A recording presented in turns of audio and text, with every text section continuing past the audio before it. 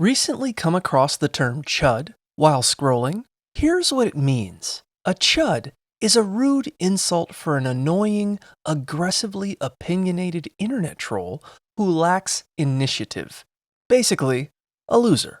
Its origins trace back to the 1984 horror film CHUD, an acronym for Cannibalistic Humanoid Underground Dwellers, which is a horror movie about lizard people eating pedestrians in New York sewers. Decades later, internet spaces revived it to mock their ops as basement dwellers.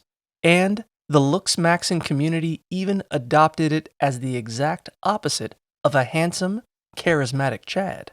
So, the next time you see the term chud in the comments section, you'll know it's describing someone who spends their days arguing loudly online while refusing to leave their room.